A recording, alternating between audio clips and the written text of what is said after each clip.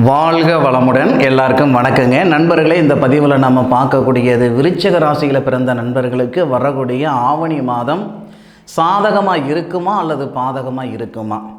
பிறக்கப்படக்கூடிய ஆவணி மாதத்தில் இந்த பிரபஞ்சம் விருச்சிக ராசி நண்பர்களுக்கு எந்த மாதிரியான ஒரு மாற்றங்களை தரப்போகுதுன்றது பற்றி தானுங்க ஆதாரபூர்வமாக இந்த காணொலியில் நம்ம பார்க்க போகிறோம். ஆவணி மாதம் 1ஆம் தேதி சனிக்கிழமை அதிகாலை போராடம் நட்சத்திரம். போராட நட்சத்திரம் அப்படின்றது சுக்கிர பகவானுடைய நட்சத்திரம். 4வது பாதத்தில் தனுசு ராசியில் சிம்ம லக்னத்தில் தானுங்க இந்த மாதம் பிறக்கப்படுது.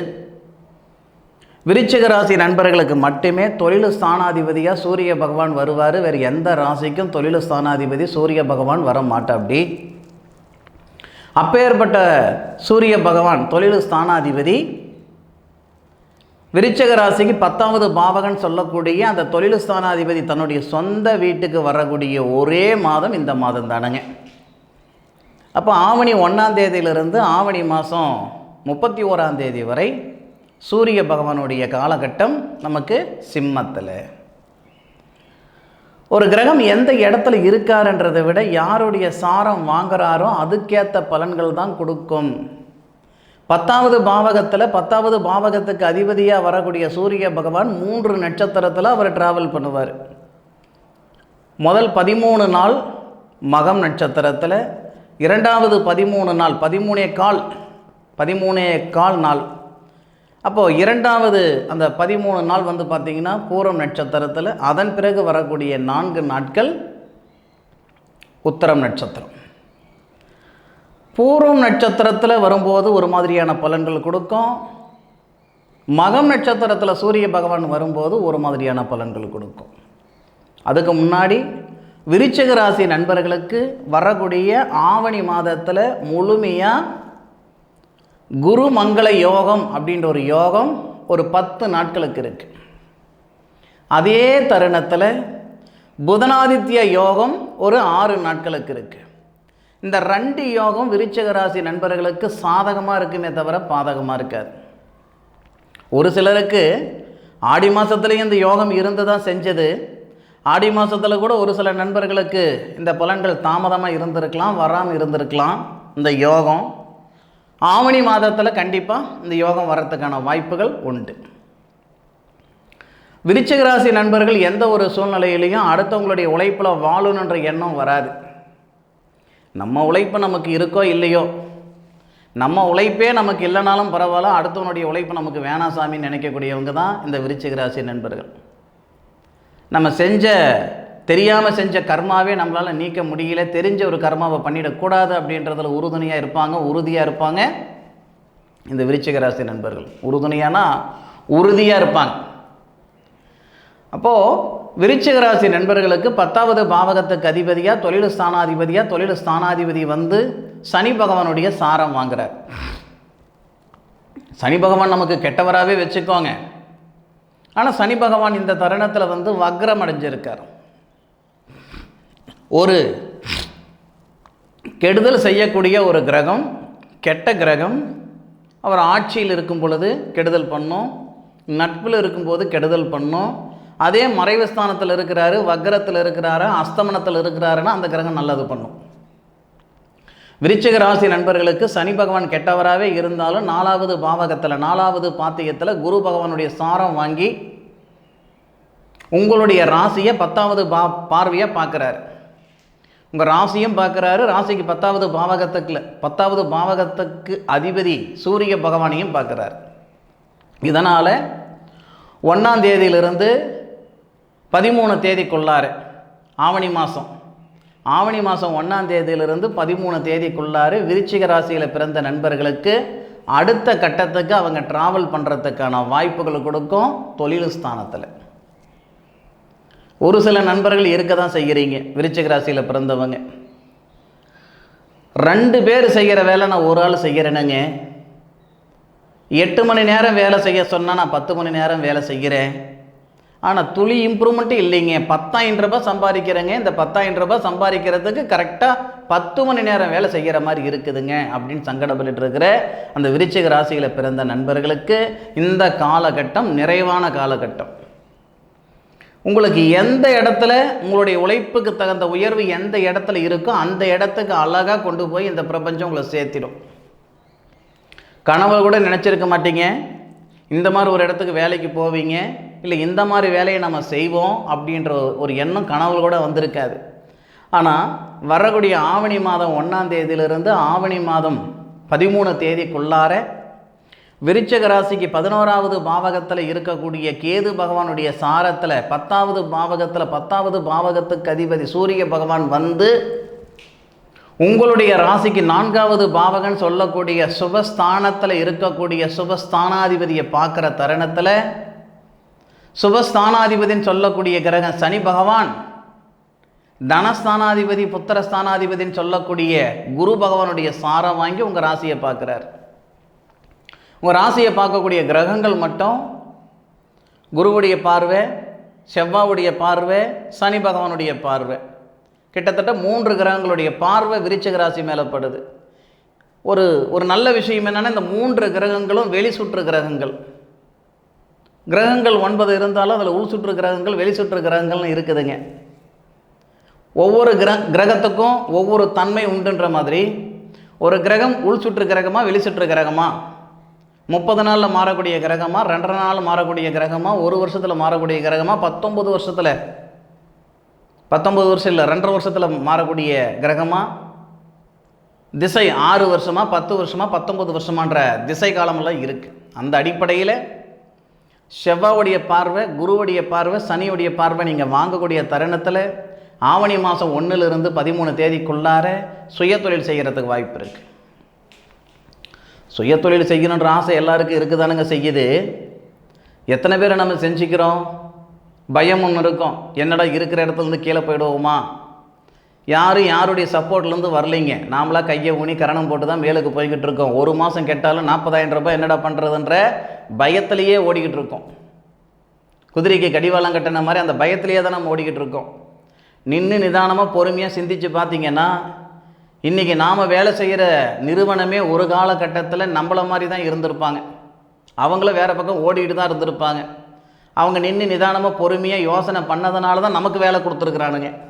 அந்த மாதிரி விருச்சிக ராசி மக்களே, விருச்சிக ராசி நண்பர்களே, விருச்சிக ராசிக்கு 10வது பாவகத்துக்கு அதிபதி சனி பகவானுடைய பார்வையில் சூரிய பகவான் தொழில் ஸ்தானாதிபதி இருப்பார்.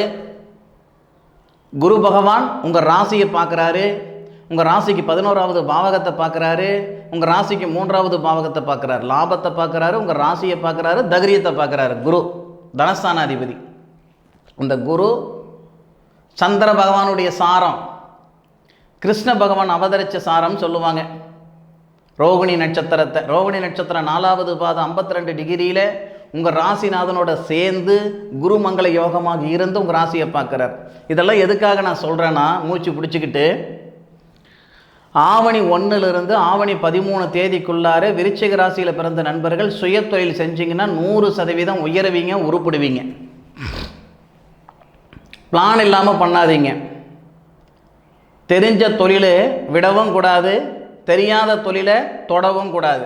அது மட்டும் மனசில் வச்சுக்கோங்க. யார் எந்த வேலைனாலும் செஞ்சுக்கிடலாம் அப்படின்ற எண்ணம் இருந்தால் இந்த உலகத்தில் இருக்கிறவங்க எல்லாமே சினிமா துறையில் இருப்பாங்க.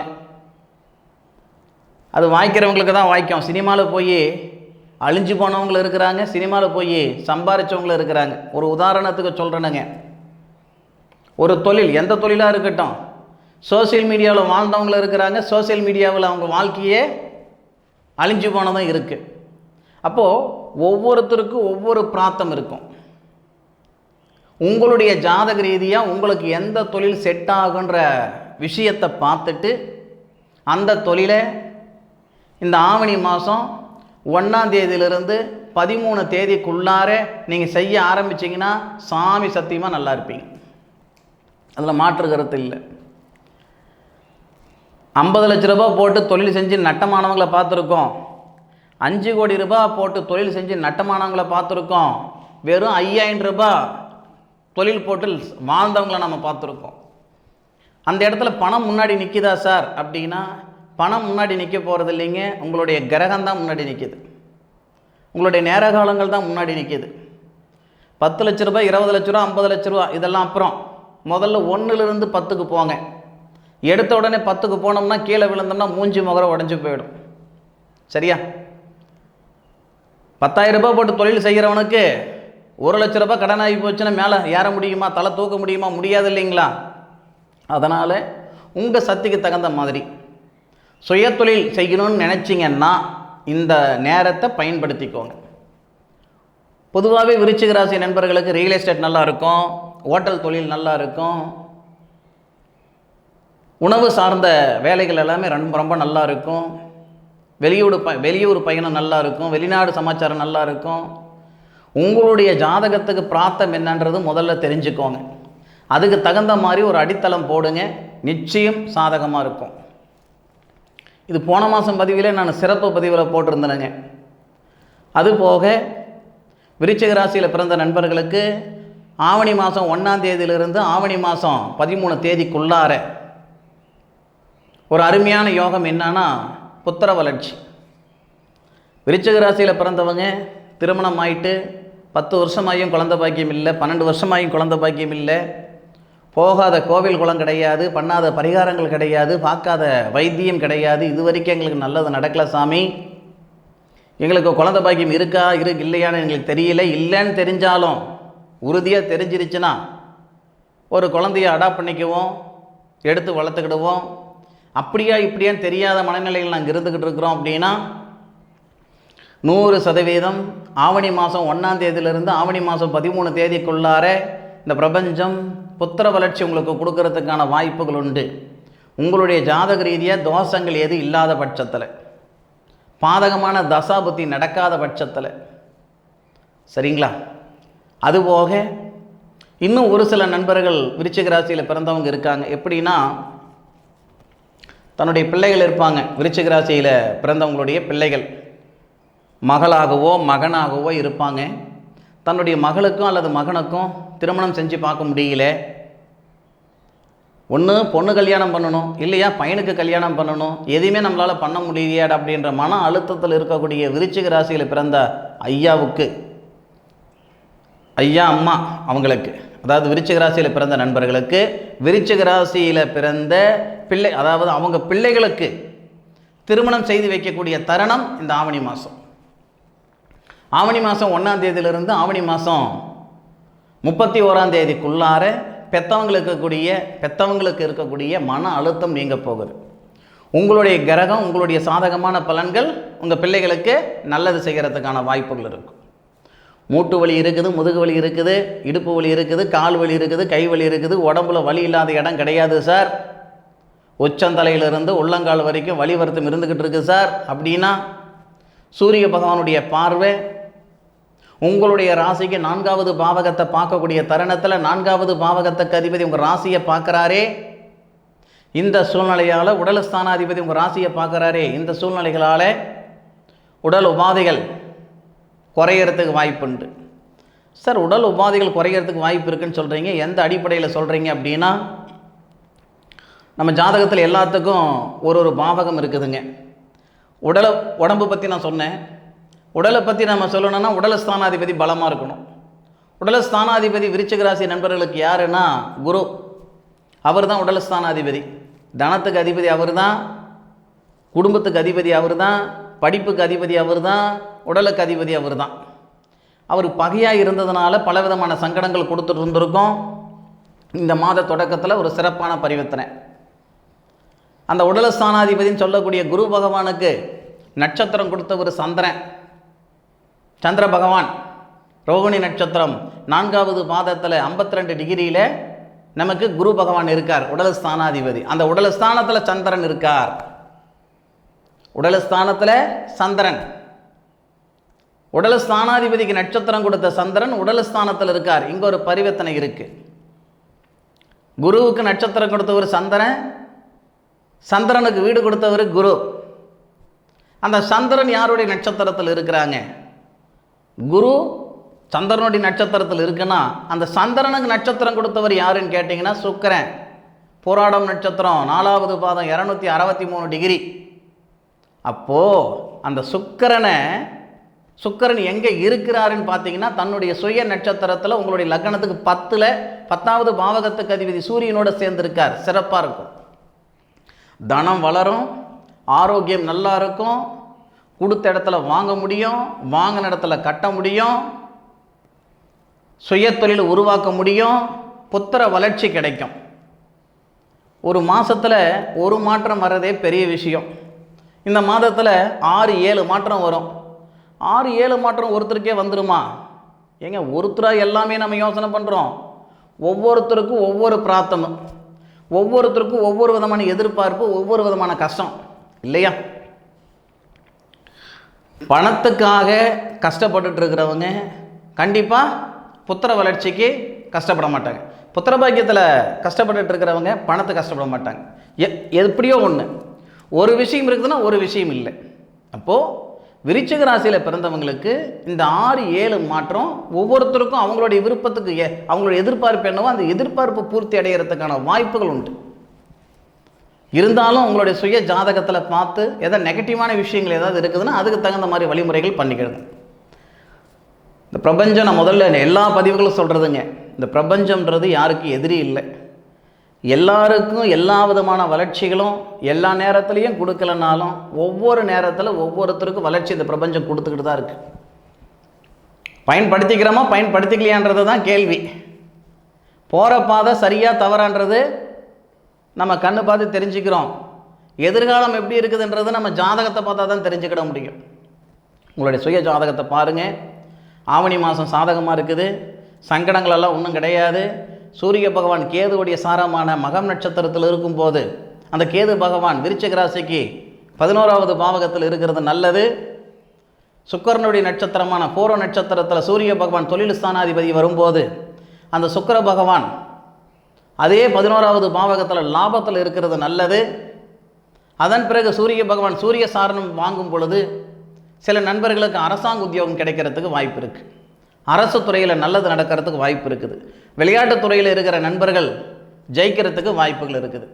இது எப்போ சார்? ஆவணி மாதம் 26ஆம் தேதிக்கு மேலே ஒரு 5 நாள் நமக்கு உத்தரம் நட்சத்திரத்தில் தான் சூரிய பகவான் வருவார். ஆவணி மாதம் கடைசியில் இந்த மாதிரி ஒவ்வொரு தருணத்திலையும் ஒவ்வொரு விதமான மாற்றங்கள் விருச்சிக ராசி நண்பர்களுக்கு வரதான் செய்யுது. அனுபவிச்சுக்கோங்க. காற்றடிக்கும்போது தூற்றிக்கிடணும், வயசு இருக்கும்போது வாழ்ந்துக்கிடணும். சரியா? இந்த பதிவு கண்டிப்பாக விருச்சிக ராசி நண்பர்களுக்கு கண்டிப்பாக பயனுள்ள பதிவாக இருக்குன்னு அப்படின்ட்டு நான் நம்புகிறேனுங்க. மீண்டும் அடுத்த ஒரு அற்புதமான தருணத்தில் உங்கள் அனைவரையும் சந்திக்கும் வரை உங்களிடமிருந்து விடைபெறுவது உங்கள் வீட்டு ஜோதிட நண்பனான மா. காளிதாஸ் மணிகண்டன். திருச்சிற்றம்பலம். வாழ்க வையகம், வாழ்க வளமுடன்.